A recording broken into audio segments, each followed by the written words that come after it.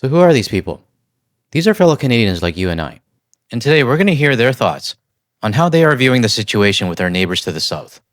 I've always said on my channel that it's good to know that you're not alone. We're living in crazy times right now, and sometimes our inner circles just don't care as much as we do. So that can leave us feeling isolated, or maybe even feeling like we're taking this too seriously.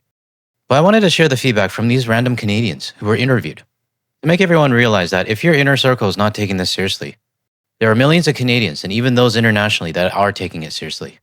So we're going to get into this in today's video. The backdrop that you're seeing today is from my mom, and I think she took this in the summer at Porta Cove in British Columbia. If you're ever in BC or you stop by Vancouver, make sure you do a trip up the Sea to Sky Highway to Squamish and Whistler. Now before I start, make sure you stick around to the end, because I did find a few comments from the community that I really want to share with everyone. So I'll show that towards the end of the video. Alright, let's get started. Here at the border between Canada and the United States, the St. Lawrence River flows peacefully. But after decades of close ties, tensions between the two neighbours are rising. In Cornwall, a Canadian city of around 50,000, cross-border travel and trade have long shaped daily life. Now that closeness is being tested. Tariff hikes and annexation threats from Donald Trump have left many worried.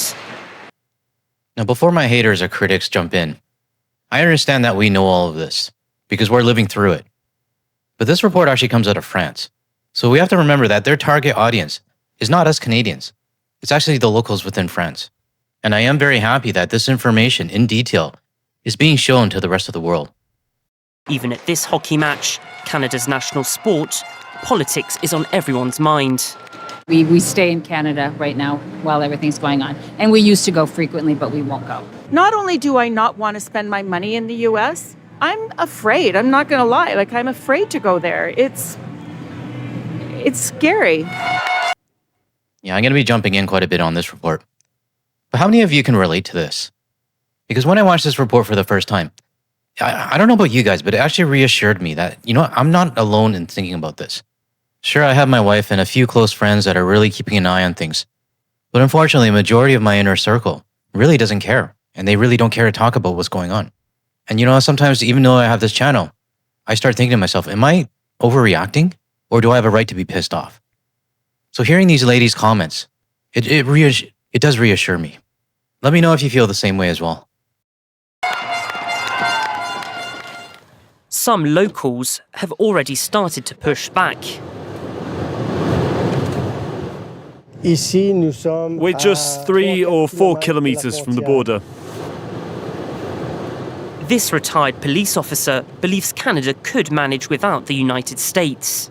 We have our own electricity, our own oil, our own minerals, and enough water to supply the world. We can be self-sufficient. And self-sufficiency starts in the supermarket. This is Canadian. This is cheddar. It's made right here. Most shops highlight products made in Canada, a trend that has grown as consumers now take pride in buying local. I usually favour Canadian products to support our local economy. Would you say you boycott American goods? Yes, a little. Now, on the self-sufficient part, I don't know if I agree with that, because I don't believe that we can be 100% self-sufficient and non-reliant on the United States. Our economies are way too intertwined for that. But we can definitely do our part as consumers by avoiding the US products. Now, if only the grocery stores would stop maple washing everything, it would make it easier for Canadians to really choose Canadian products. Trade tensions that are already having consequences. Last spring, the US imposed 25% tariffs on Canadian goods, including timber. That led to the closure of this furniture factory in Cornwall. Hello, good morning. Good morning. Thank you for having us. 300 jobs were lost, but the town hasn't turned its back on its American neighbours. Some do think I need to be more aggressive with our friends in the States, but I will always remind them that they contribute to our economy here in Cornwall. When they shop here, when they eat here, when they come here to visit, they spend money in our community, and we rely on those dollars. I half agree with that, because yes, If I relate it back to Washington State, just because I'm familiar with it, we do see a lot of cars coming up, and they do support our economy in Vancouver. I've never said no to having United States citizens come up to visit us, and I do encourage it, and I do thank them for supporting the Canadian economy. But at the same time as well, some of these US border towns are not our friends. Some of the businesses and restaurants that we used to go to, the owners, they may have voted for the Orange McNugget, or may say that Canadians are overreacting. So for those business owners that voted for this, I say you're getting what you deserve right now. But for any US citizen that understands what their country is doing and supporting Canada, I will always welcome you to our country. The US is Canada's biggest trading partner, and their economies are closely linked. This plastic manufacturer ships pallets across the border on a daily basis. These are bound for Utah. This batch goes to one of our big clients, Grimco, in Ohio. Plastic packagings are produced on site. So far, tariffs haven't hit this sector, but half of the company's sales are done with American giants such as Amazon, Ford and Walmart. Uncertainty isn't good for business, but the manager remains pragmatic. There won't be a return to normal, that's for sure. So we need to innovate, adapt. And we realize that we have to develop markets, such as China. You know, one thing I am noticing a difference is between the time I started my channel till now. In the beginning, there was a lot of people in my comments saying that they will wait about 3, maybe 4 years to go back to the United States. But I haven't really seen too many of those comments anymore. And that kind of tells me that a lot of people have kind of woken up, I guess, and realized that even after the Orange McNugget is gone, the relationship between Canada and the US, well, it's never going to be the same again. And that's on multiple levels too. Citizen, government, business, and even trade. I don't know how we move forward with this, but I just know that many Canadians are going to be very cautious with the United States moving forward. Despite sharing the world's longest border, spanning over 9,000 kilometres, relations between the two neighbours have grown increasingly strained. Just 3 hours from Cornwall, a Quebec village has become a symbol of that divide. In Stansted, this library was built on the border as a symbol of unity, splitting the building in two. Until recently, Canadians could enter from the American side. Now that door is closed to them. If you're caught, the fine can be $5,000. You can even be detained and put on record. New border rules have forced the library to add a second entrance. This is the new door. So it will be for Canadian visitors? Yes, absolutely. Now, I've never been to the Stansted Library, but from what I understand, that library has been around for a long time, which means that the unity and trust has been there as well. I don't know about you, but it seems so petty to me that the United States government isn't allowing Canadians to go through the front door anymore. But by now, we shouldn't be surprised. And let's not forget this witch, who used the library as her prop and is jumping back and forth between the line, calling Canada the 51st state. That's just something you don't do to your friends. And your former friends won't forget this. There you're in the US, I'm in Canada. This line marks the border. Okay, sorry to interrupt again, but that line that you're seeing right there, what that plastic surgery disaster Kristi Nolan was doing was jumping back and forth, standing on the USA side saying USA #1, then jumping over to Canada and saying the 51st state.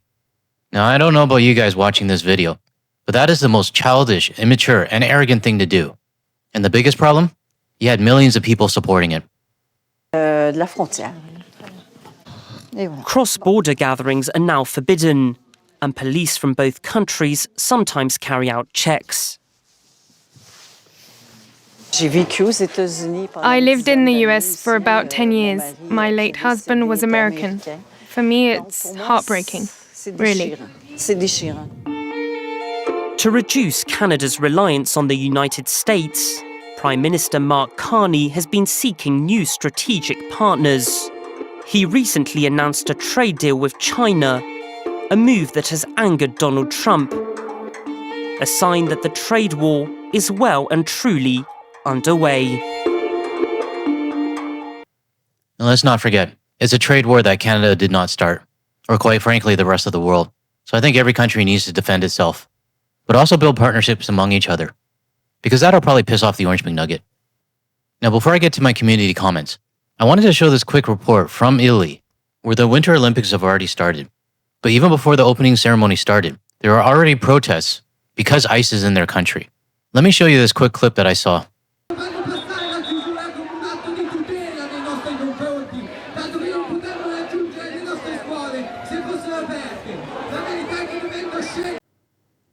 This tells me the locals in Italy are genuinely concerned about having ICE in their country. But what got my attention is actually the age of the people in the protests. They were all the younger generation. So I think the younger generation is really starting to get in tune with what's going on. Now let me get to this report that discusses ICE being in Italy. On the wintry streets of Cortina, a visible increase in police. As Olympic organizers ramp up security, Italy's government is still trying to ease public concern over the presence of U.S. ICE agents. We will not see anything on national territory that resembles what has been seen in the media in the United States, said Italy's Interior Minister. Protesters have taken to the streets after Italian media revealed that personnel with the U.S. Immigration and Enforcement Agency are being deployed to the country. U.S. officials say they will be helping with diplomatic security and not out on the street as they have been in Minnesota. But that hasn't quelled the backlash. I don't want ICE, no. So the U.S. government is basically saying that thugs aren't going to be out on the streets. They're just going to be protecting the U.S. delegates. But the problem is that they're still thugs. And that's what everyone is concerned about. It's like inviting a bully to a party, but then saying that the bully's not going to do anything. He's still there. People are going to be worried. People are going to be staring. And people just don't want him there. Even just the word ICE has the potential to be contentious at the Winter Games. U.S. Olympic officials are turning this hotel into a hospitality space for athletes and their families. It was supposed to be called the Ice House. It's now been rebranded the Winter House. U.S. figure skating champion Amber Glenn said it was a wise move. A lot of people say you're just an athlete, like stick to your job, shut up about politics, but politics affect us all. Alyssa Liu feels a personal connection to what's happening in Minnesota.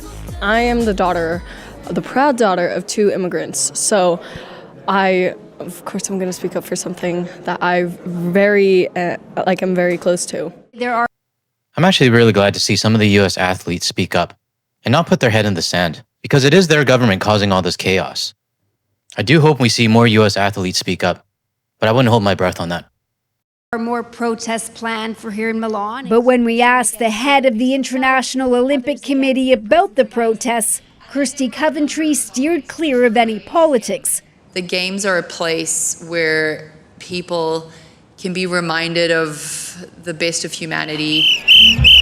But more protests are planned, including 2 for Friday, just as the opening ceremony gets underway.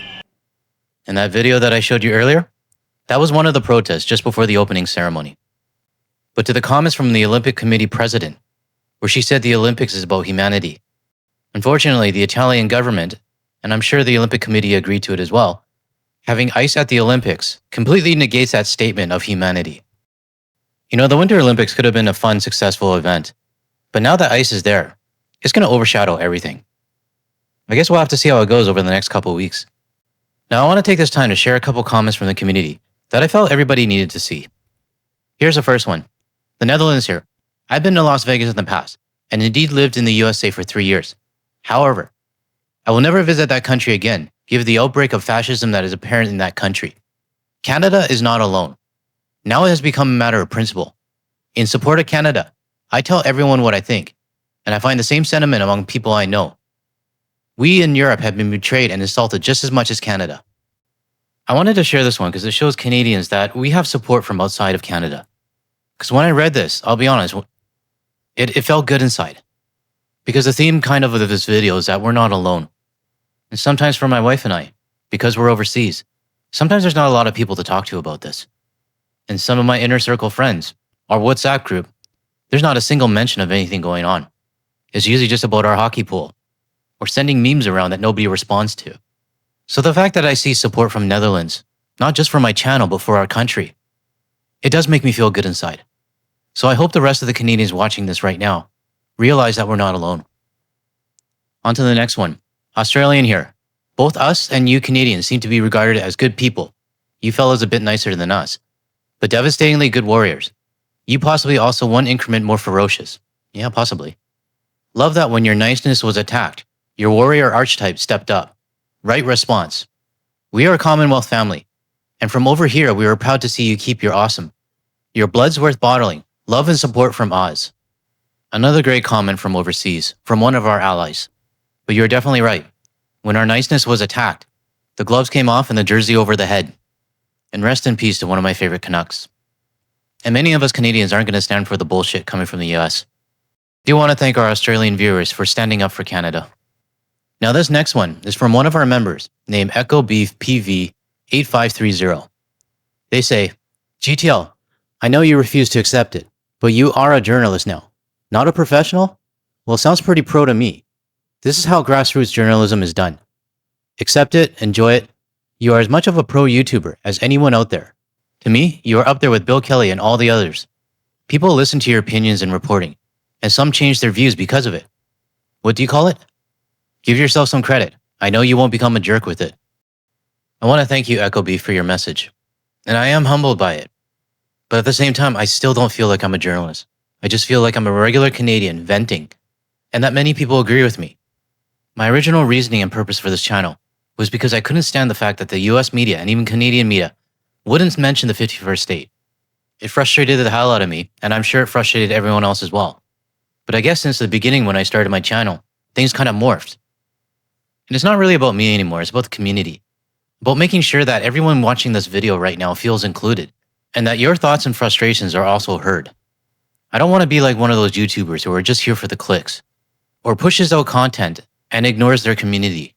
I've made myself available to everybody, and to be honest, with the Discord server now, it's actually really nice to be able to chat with everybody. So to your original statement, am I a journalist? No, I don't think so. I don't feel like I am. A community builder? Maybe that. And that's the direction my channel is going to be going. And I do plan to get more people involved as well. But I do thank you, Echo B, for supporting my channel and the encouragement. But I'm just like everybody else. A regular Canadian who's pissed off and has a loud cat. Alright everybody, that's all I got for today's video. If you found any value in anything I said today, or you want to hear more from a Canadian perspective, help out my channel by hitting the like and subscribe button below. Thanks everyone. I'll see you in the next one.